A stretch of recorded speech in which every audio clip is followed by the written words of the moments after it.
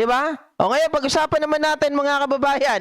Ito pa. Nako, iyak ang tatay ninyo. Bato, inilaglag na ang amo. Nako, itong si Digong masama ata ang loob mga kababayan. Bakit?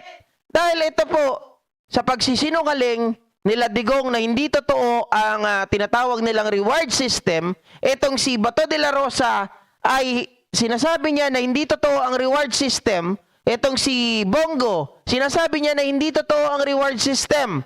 Mga kababayan, pinabubulaanan nila lahat ng mga sinasabi ni Colonel Garma, ni Colonel Leonardo. Pero sila mismo may sariling mga video. At dito, sa videong ito, mga kababayan, ay under oath po itong si Bato at kinukumpirma niya na meron talagang reward system. O, ito, panoorin natin.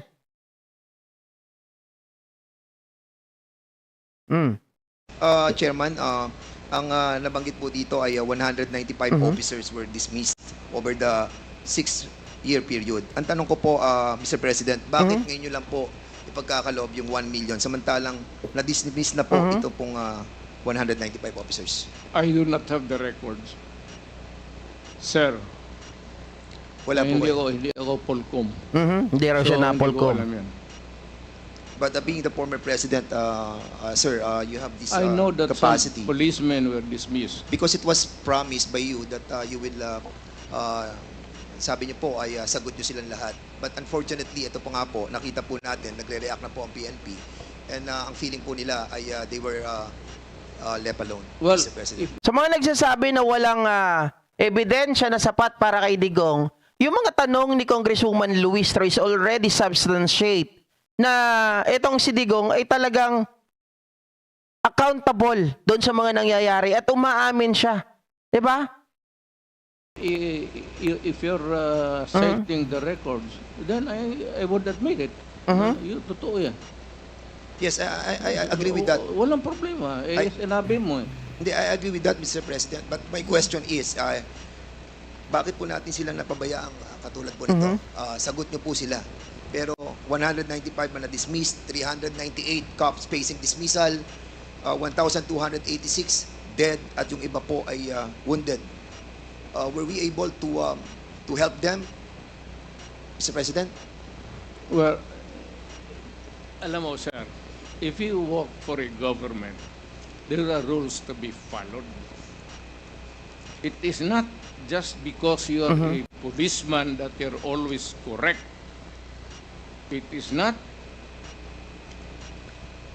safe to say that you are a mayor that you are always correct, that you rule the city by your own. Maraming nagkakamali, and there must be a reason for their dismissal. There cannot be a dismissal without a lawful ground. Kung napaalis yan, sir, meron talagang kasalanan. Hindi mo pwedeng basta i-dismiss mo lang yung pulit. But Mr. President, you Pero ako, pro-police talaga ako. Yes. Pinoprotektahan ko talaga ang police. Alam niyo mga kababayan, sa lahat ng mga nagsasabi sa akin na itong si Digong daw ay talagang pro-police. Sabi nila. Sabi rin ni Digong, pro-police. Pero ang totoo, in my humble opinion, mga kababayan, mga ka-GP Natics, talagang nakikita ko po na ang mga pulis na to ay gamit na gamit. Oo, sinasabi niya na itinaas ang sahod para hindi na gumawa ng mga kalokohan. Pero hindi Ang nagiging lang to nagiging pabalat. Nagiging sugar coat lang ito ni Digong. Bakit ko nasabing nagiging sugar coat lang ito? 'Di ba, during the time of war on drugs, during the time of Duterte, itinaas niya yung mga sahod. Ang sinasabi niya, akong bahala sa inyo. Kung kayo ay naparusahan, kung kayo ay nakasuhan, in a performance of duty, sagot ko yan. Kaya lang mga kababayan, pagdating na po sa kasuhan, iniiwan niya yung mga pulis. Sabi niya gano'n, kasuhan niyo ako. File a case in court. Pero wala po siyang, walang kaso na nakukuha si Digong. Bakit? Kasi nga, unang-una, dati, nung siya ay presidente, may immunity. May immunity. So therefore, mga kababayan, paano mo siya kakasuhan? Ngayon na lang yan lumalabas. Ngayon na lang pwede nating kasuhan dahil nga po, nakikita natin na si Digong ay talagang sinasabi niya, pro-police siya, kinakampihan niya yung mga pulis, pero ang totoo, pag meron ng kasuhan na eksena, dumidistansya na si Digong. At yung pagbibigay niya ng additional na allowance or sweldo sa mga pulis, yan ay nangangahulugan, mga kababayan, para itong mga pulis lumabas po, sabi ko nga sugarcoat, lumabas na siya ay matulungin sa mga pulis, na siya ay pro-pulis. Para itong mga ito, isipin nila na si Tatay Digong ay mabuti. Pero ang totoo, mga kababayan, ginagamit niya ang mga pulis sa sa walang, ang tawag dito? Kawalang hiyaan. Oo, ginagamit niya ang mga pulis sa kawalang hiyaan. Kasi nga naman, nandoon papasok yung utang na loob kapag sinabi nila na, ako nagpataas ng sahod ninyo dahil sa akin. Kung wala ako, hindi tataas ang mga sahod ninyo. So sa paniniwala ng mga pulis na matulungin itong si Digong, sinusunod nila. Sa paniniwala na sila ipoprotektahan ni Digong, sinusunod nila. Di ba? I understand, Mr. President. But you made the promise, Mr. President, that sagot nyo sila. Sagot ko. And yun po ang problema natin, Mr. President, Mr. Chairman, that after 6 years, ngayon lang po tayo magbibigay ng tulong para po sa kanila. Hindi. The record will show, Mr. President. Hindi mo, yan ang record. Hindi, walang record ng bigas, pati pera, No, Mr. President. binigay ko What sa I'm trying to pamilya say, nila. the record will show that wala pong tulong natanggap ang lahat ng ito. Hindi po ako nagsasalita nito, Mr. President. Ang nagsasalita po nito ay si Chief PNP Marbil. Alam mo si Marvin, you remind him, hindi nakalista yung mga bigas na binigay ko sa mga pamilya ng polis, pera, enrollment ng mga bata. Hindi nakalista dyan. You Mr. remind that Marvel to Mr. President, use your... Hindi naman yun yung pinag-uusapan dito eh. Is the accountability and yung mga kaso ng mga pulis na nakukulong na in the performance of duty. Diba? ang binabanggit po natin dito ay tulong na legal. Huwag kang maniwala dyan kay Marvel. Wala ka dyan. Okay, we will be... but, sige po, punta po tayo sa susunod, Mr. President. Mr. President, Mr. Chairman, I would like to show a video. And later I'll be asking the former President to answer some queries from this representation. Hindi. Sandali lang. Yes, I'm sir. not trying to be smart, Alec. I'm so... Yep, correct me. I stand corrected. Colonel Garma. Diba? Si General Barayuga pala yung general na sinasabi ko. Sorry, I stand corrected. Sorry if I'm overdoing. Hindi, it's okay po, Mr. President. No problem po. It's not really... Hindi ko sinasadya yan. Opo. I respect the... I was once a member of Congress. Medyo emotional lang kasi ako. He wants a member of Congress. But the rule and parliamentary ruling dito ay hindi niya po kabisado. Eh paano? Laging absent. Laging nanonood doon sa kantin. Laging nanonood doon sa SM. Basta sa crime na talagang galit ako sa kriminal. We understand that po, Mr. President. And thank you for that. Pakita lang po natin yung video, Mr. President. Ito na mga kababayan. Si Senator Bato, nilaglag ang kanyang amo.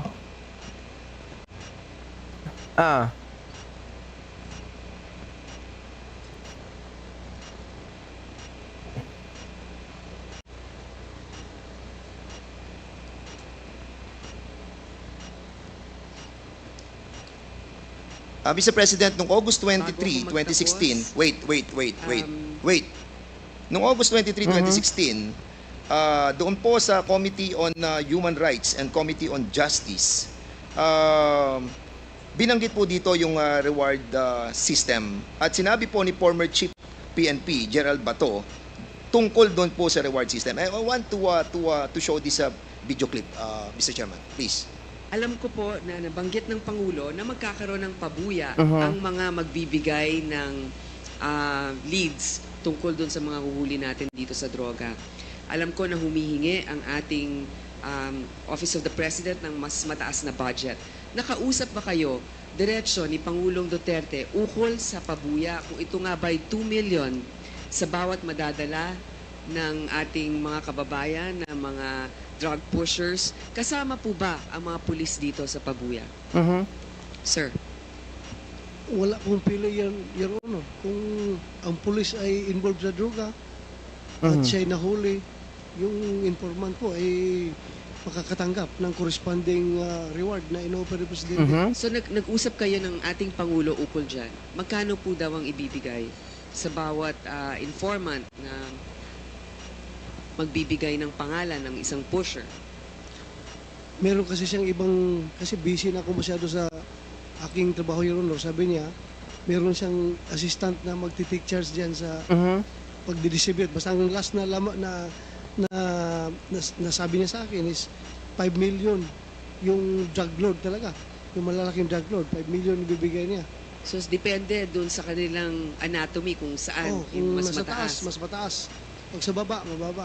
Ang gusto ko malaman, yung pulis mismo, sa sibilyan, maaari yung 5 million. Sa pulis din ba, makakatanggap sila pag sila ang nakapagtukoy? O dahil kasama yan sa kanilang sinumpang tungkulin, iba naman po ang maaaring ibigay sa kanila? Nabanggit po ba yan ng Pangulo? Nabanggit ng Pangulo yun, Your Honor, kahit na pulis, kasama doon na makakatanggap sa pera na i-offer niya. Pero sa amin naman, internal, meron kaming ibang reward system, di ba? Meron kaming, bibigyan kami ng awards. Or kung talagang meritorious, pwedeng meritoriously promoted yung tao, mapopromote. Meron po kami sariling Aha. sistema. So sa dami ng mga hinuli, meron na bang nakatanggap ngayon ng pabuya? I presume, meron na, Your Honor. Hindi ko Ah. lang po inaalam dahil hindi ko nakikialam dahil money matters yan. O, sige po. Sa makatuwid, mga kababayan, ito ay sa Senado. So may transcript din ito at Bato, General Bato was under oath back then, mga kababayan. So sinasabi niya rito, sabi ng mga DDS sa akin, mga pulis naman ang sinasabi dyan eh. Diba, ang sinabi ni Bato ay binibigyan ng reward yung nagtuturo sa mga pulis na may kinalaman sa droga. So therefore, mga kababayan, yung mga asset na yan ay nagkakaroon din sila ng reward pag ibang tao din. Kasi pinag-uusapan dito hindi lang pulis. Pinag-uusapan dito lahat kasi may mga matataas, high value target. May mga matataas na tao na tinitingnan. So ibig sabihin, mga kababayan, lahat yan ay may kaukulan na reward. Kung sino, depende kung sino yung tao na involved. 'Di ba? Kung mataas na tao ay 5 million. Oh. So mayroong 2 million, may 1 million at kung ano-ano pang halaga.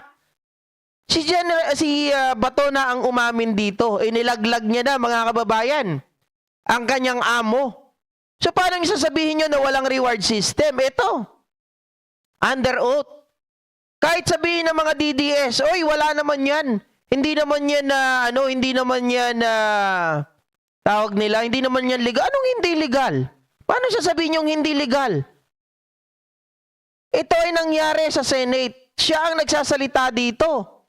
Sabi nung iba, pag tayo naglalabas ng mga video nila Bongo, nila Bato na nagsasalita tungkol sa reward system, tungkol sa mga pagpatay, hindi naman yan eh. Wala yan. Pwede nilang palitan yan, hindi naman under oath. O, ito, sige. Hindi nga under oath yun, pero paano ito? Mga kababayan, na si Bato mismo ang nagsasabi na meron talagang reward system. Kahit anong pagtatakip, kahit anong pagtatago ninyo, hindi nyo maiiwasan ng katotohanan na sa inyong mga bibig nanggaling mismo, ang reward system ay nag-i-exist. Ang sabi pa ni Bato, nakakatanggap yung mga pulis. Tinanong ni Risa, sa dami ng nahuli, meron na kayang nabigyan ng reward? I presume. Meron na, sabi niya ganon. At yung mga pulis nakakatanggap din.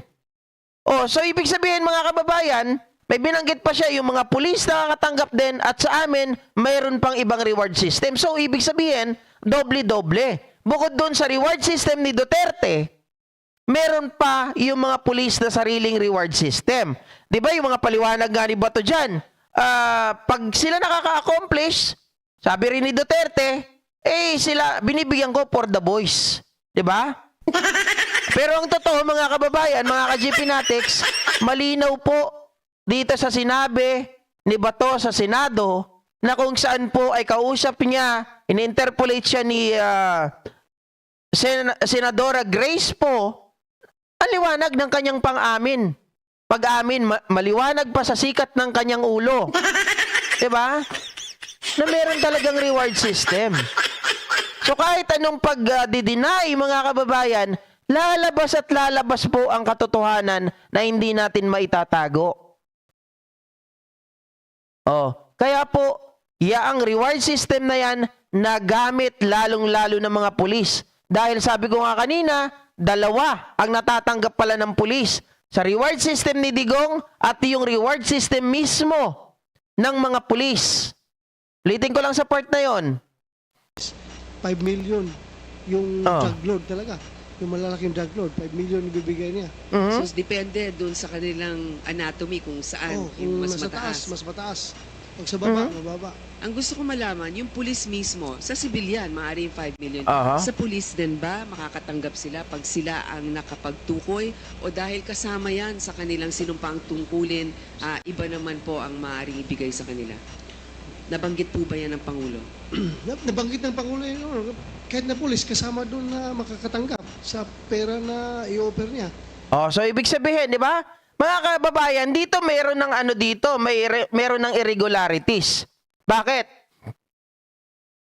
Alam po natin na ang isang kriminal, kapag ito ay may patong sa ulo, okay? Kahit ang isang kriminal, kahit na ito ay may patong sa ulo, at ang nakahuli dito ay pulis. Halimbawa, sumuko sa pulis, nahuli ng pulis, na wala pong mga intel, na walang nagsasabi, walang mga, ano tawag dito? Wala silang mga tauhan na nagsabi. Okay? Basta nahuli lang ng pulis or sumuko sa pulis. Di ba ang policy sa ganyan, kahit na may reward yung tao, hindi po matatanggap ng pulis yung reward. Di ba? Yan po ang katotohanan, yan ang nasa batas. Dahil bakit? Yun po ay trabaho at yun ay responsibilidad ng mga pulis na hulihin ang kriminal. So dapat hindi mapupunta sa kanila. Pero according kay Bato, nung tinanong ni Grace po, yung mga pulis ba paano pag sila ang nakaalam? 'Di ba? Sila ang nakapagturo. Opo, may matatanggap sila base doon sa ni Digong sa reward system niya. At kami bilang isang pulis, meron din kami na sarili na reward system. So therefore, mga kababayan, 2 yung natatanggap ng pulis. Kaya sila ay talagang, kung iisipin mo, talagang itong mga ito, ang gagawin nila, magsusumikap na makapagturo, makapatay, 'di ba? Ng mga drug personalities. Kasi bukod sa reward system ni Digong, meron pang reward system sa PNP. Ulitin ko ulit, i-reiterate lang natin. Mas mataas. Pag sa baba, mababa. Ang gusto ko malaman, yung pulis mismo, sa sibilyan, maaaring 5 million. Sa pulis din ba, makakatanggap sila pag sila ang nakapagtukoy? O dahil kasama yan sa kanilang sinumpang tungkulin, iba naman po ang maaaring ibigay sa kanila? Nabanggit po ba yan ng Pangulo? Nabanggit ng Pangulo yun. Kahit na pulis, kasama doon na makakatanggap sa pera na i-offer niya. Kahit na pulis makakatanggap doon sa pera na i-offer niya. Which is mga irregularity na yon, di ba? Sabi ko nga po sa inyo kanina, dahil ang pulis, sinumpaan nilang tungkulin na kahit yan ay may patong sa ulo, pag nahuli nila, sumuko sa kanila, wala po dapat silang tanggapin. Ang dapat lang matanggal nila, merito. Di ba? Itaas ang ranggo, merito lang. Mga kababayan, hindi pwedeng sila yung tumanggap ng reward money. Maliwanag dito. Lumalabas. Sabi ni Bato, opo, may matatanggap sila. At iba pa yung sa pulis. Pero sa amin naman, internal, meron kaming ibang reward system, di ba? Meron kaming, bibigyan kami ng awards. O kung talagang meritorious, pwedeng meritoriously promoted yung tao, mapopromote. Meron po kami sariling sistema. So sa dami ng mga hinuli, meron na bang nakatanggap ngayon ng pabuya? I presume, meron na, Your Honor. Hindi ko lang po inaalam dahil hindi ko nakikialam dahil money matters yan. No, maliwanag, mga ka-GP Natics. Laglag. Huli ang kinabuhi nila Bato rito dahil talagang umamin. Coming from the horse's mouth. At ito ay under oath. Sabi nga ni Ma'am Maureen. Ito si Ma'am Maureen, mga kababayan, sabi niya, naging senador lang si Tobats at Bongo, nagka-amnesia na tungkol dyan sa reward system nila. Di ba? Totoo naman. Sila ang sa kanila nang galing, mga kababayan. Ito, yung sinasabi kanina ni Digong. Ang tanong niya kay Luis Tro, yan ba ay nagsasubstantiate ng mga allegation mo, ng mga allegation laban sa akin? Mga kababayan, ito is one of the evidence that really substantiate the allegation to the former President Rodrigo Roa Duterte that indeed the reward system is, mga kababayan, yung reward system po is exist. Diba?